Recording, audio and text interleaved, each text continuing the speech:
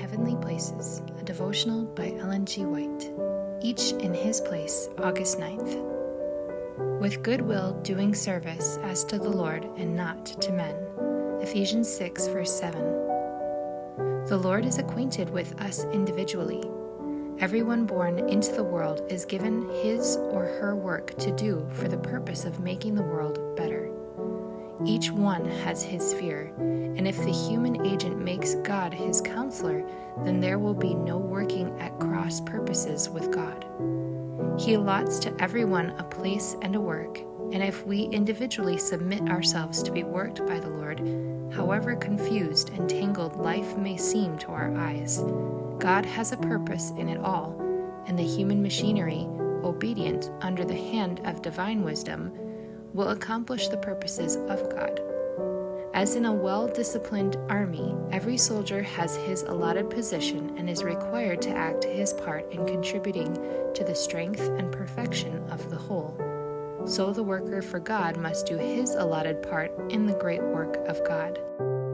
Life as it now appears is not what God designed it should be, and this is why there is so much that is perplexing.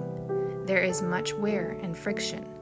The man or woman who leaves the place God has given him or her in order to please inclination and act on his own devised plan meets with disappointment because he has chosen his way instead of God's way.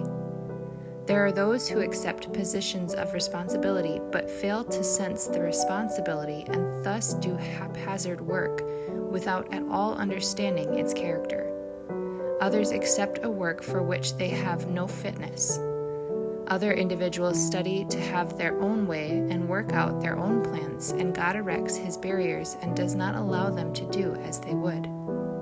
Our Heavenly Father is our ruler, and we must submit to his discipline. We are members of his family.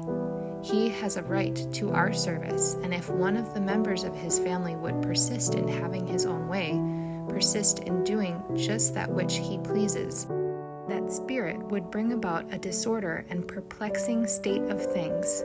We must not study to have our own way, but God's way and God's will. Let God speak, and we will say, "Not my will, but thy will, O God, be done."